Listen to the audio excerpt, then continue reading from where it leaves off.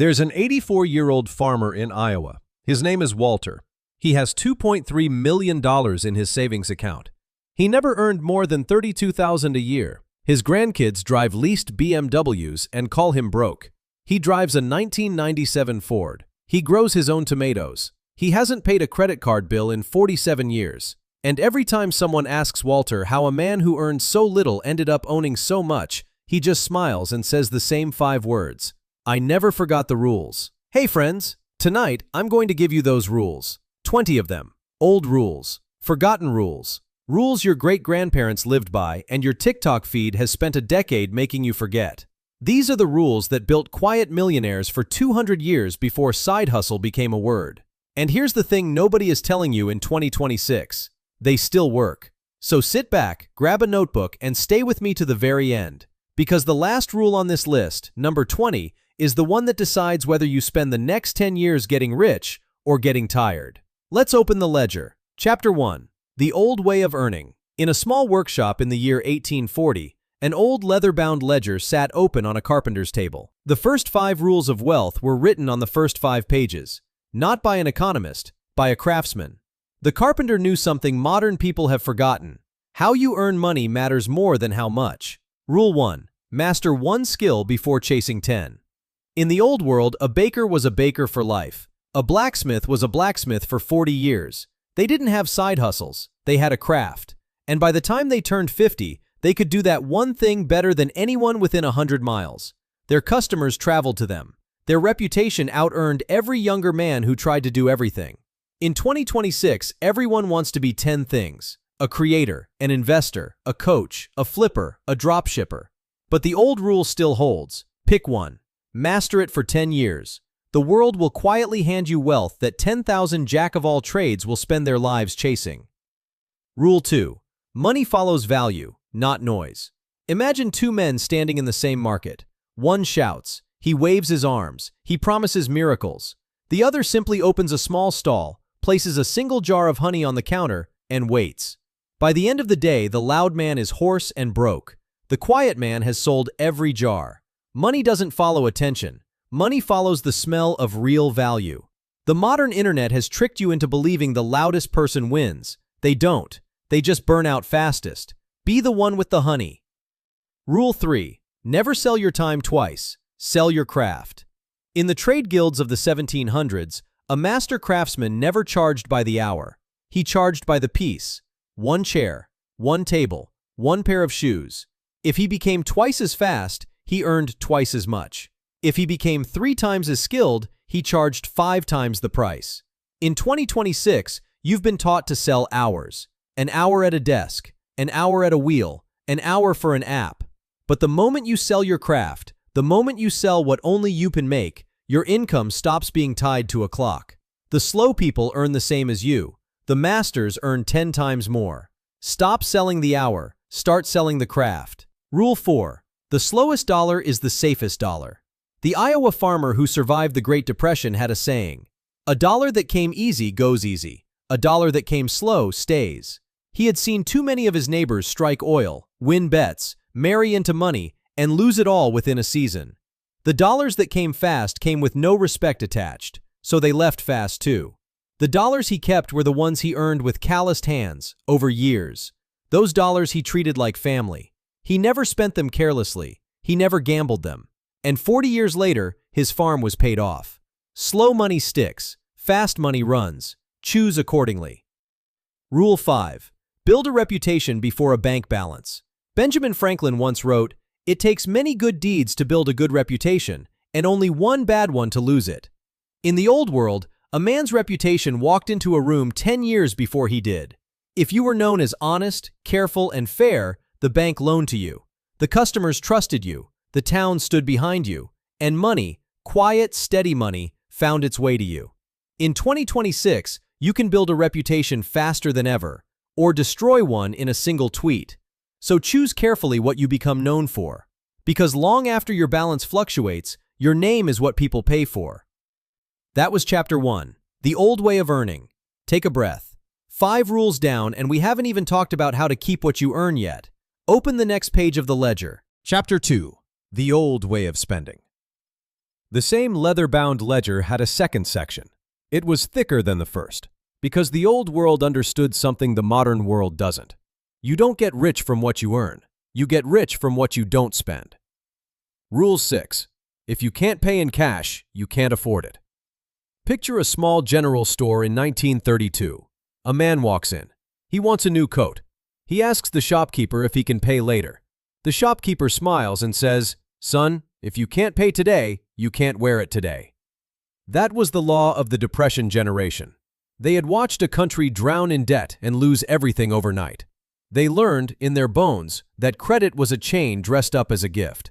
In 2026, you can buy a $6,000 sofa with one tap. No money down, 12 easy installments.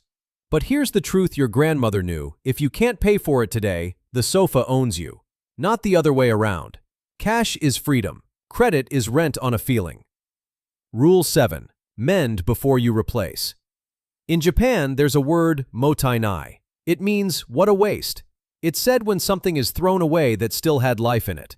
A shirt with a torn seam, a teapot with a chipped lip, a pair of shoes with worn soles. For centuries, Japanese families lived by it. You mended before you replaced. You polished before you bought new. You loved what you had until it could no longer be saved. In 2026, the average person owns 5 times more clothing than their grandparents and feels they have nothing to wear. Stop buying. Start mending. The richest people I know don't own more. They take care of what they already have. Rule 8. The 30-day desire test. Wait, then decide. In 1904, a Japanese journalist named Hani Motoko gave the world a tool called the Kakeibo, the household ledger. One of its rules was simple. When you wanted something that wasn't a true need, you wrote it down on a list, and you waited 30 days. If, after 30 days, you still wanted it with the same intensity you bought it. If the wanting was gone, you saved the money. The result? 9 times out of 10, the wanting was gone. Because the wanting was never about the thing, it was about the feeling. And by day 30, the feeling had passed. In 2026, you can buy anything in 3 seconds. Which is exactly why this rule is more powerful than it's ever been. Make every desire wait 30 days. Watch your bank balance change. Rule 9. Eat at home. Always. Walter, the Iowa farmer, the one with $2.3 million in the bank, has eaten almost every meal of his life at his own kitchen table. He cooks. His wife cooks. They sit. They talk. They eat slowly. The average American spends nearly $4,000 a year eating out. Over 40 years at a modest 7% return, that habit alone would have grown into more than $800,000. The old world didn't eat at home because they were poor. They ate at home because they understood that every restaurant meal is a small loan against your future self. Cook, eat, save, build. Rule 10. Buy quality once, never twice. There's a story in Terry Pratchett's books about a poor man and a rich man. Both need boots. The poor man buys a $10 pair every year, and his feet are always wet, and his back always hurts. The rich man buys a $50 pair once and wears them for 30 years. Over a lifetime, the poor man spends more on boots than the rich man, and his feet never stop hurting. The old world understood this. They saved up. They bought the good knife, the good coat, the good chair, and those things outlived them. In 2026, fast fashion has trained you to buy the cheap version 5 times. Buy the good version once instead. Your wallet and your back will thank you. That was Chapter 2, The Old Way of Spending. 10 rules in. Now we get to the part the modern world has tried hardest to make you forget the art of saving. Chapter 3, The Old Way of Saving. In the back room of an old Babylonian merchant house, 3,000 years ago, a clay tablet was carved with the first written laws of wealth. They were brutally simple. They worked then. They work now. Rule 11. Pay yourself first before the world takes its share. The Babylonians believed this was the foundational law. Before you paid your landlord, before you paid the baker, before you paid the tax collector, you first paid yourself. 10%, off the top, untouchable. Why? Because the world will always take everything you give it. Bills will rise to match your income. Wants will multiply to match your wages. The only money that ever truly becomes yours is the money you take before anything else gets a turn. In 2026, set up an automatic transfer the day your paycheck lands. 10%. Off the top. Into an account you don't touch. Do this for 10 years, and you will have wealth most of your friends will never have. Rule 12. One envelope, one purpose. Before banks, before apps, before tap to pay.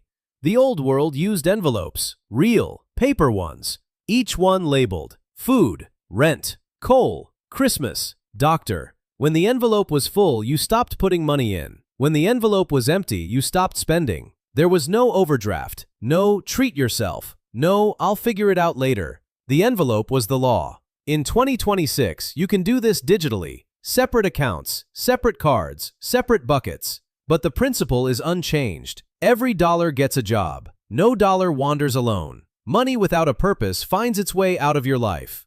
Rule 13. Keep 6 months under the mattress. The Depression generation didn't trust banks, and they were right not to. So they kept enough cash, physical cash in a tin, under a floorboard, in a coffee can to survive 6 months without any income at all. In 2026, you can keep it in a high-yield savings account. The location matters less. The principle matters more. 6 months of expenses, liquid, untouchable except in true emergency. Why? Because freedom is the gap between you and disaster. Most people live one paycheck from collapse. They take any job, tolerate any boss, marry any partner because they can't say no. 6 months in the bank is 6 months of no's you get to say. That's not money, that's power. Rule 14. Never let your money sleep idle. Medieval merchants had a rule that built dynasties. Idle gold is wasted gold. Every coin in their vault was either being used in trade, lent to another merchant for interest, or buried in land that would appreciate. They did not let money sit and stare back at them, because they understood even 300 years before compounding had a name,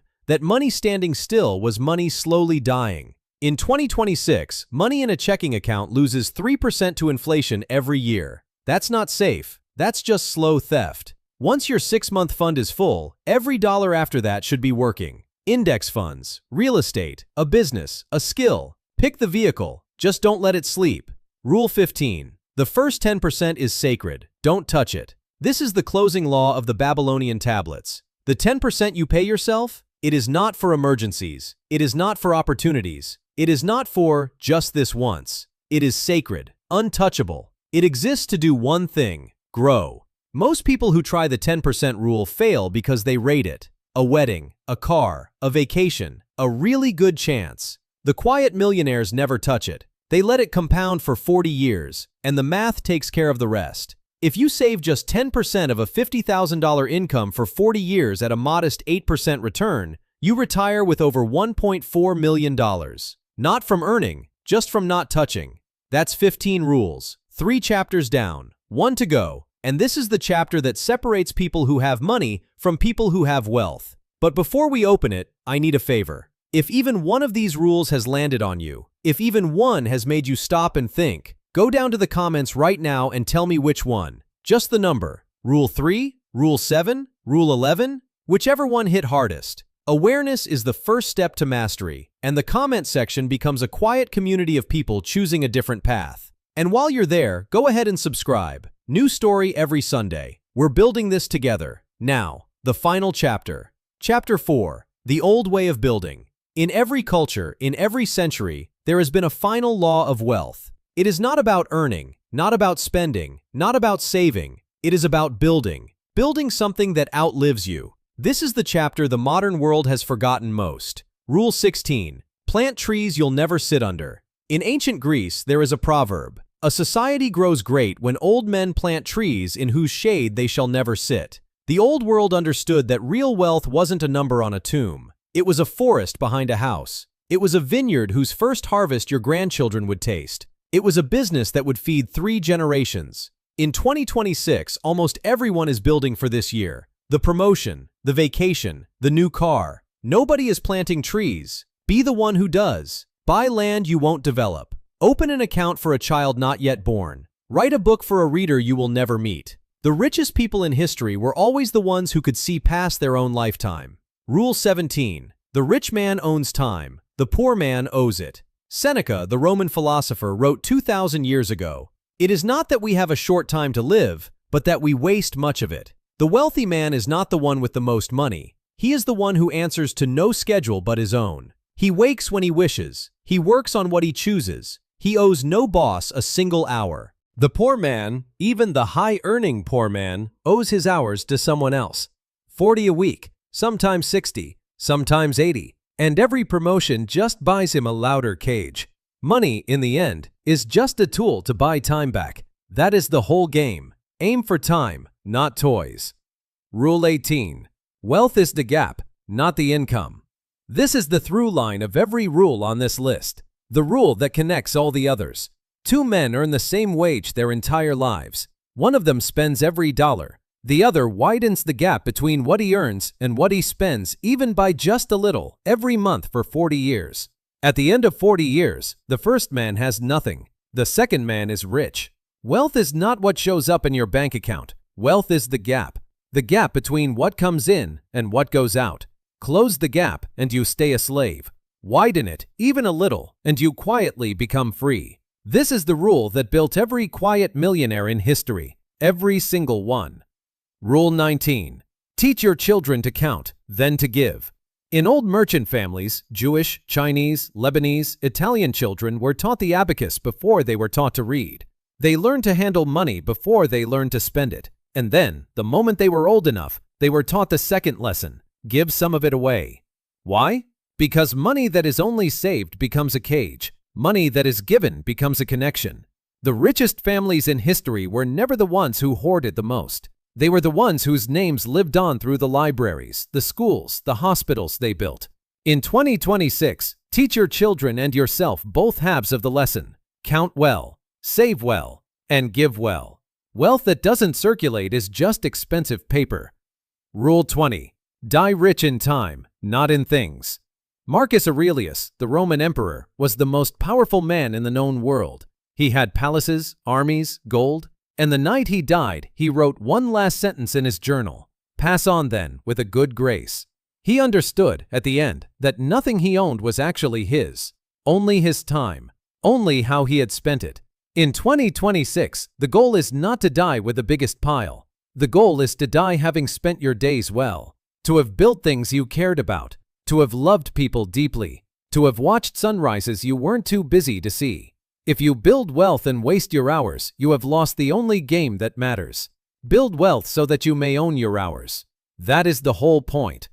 So, 20 rules, some old, some forgotten, all true.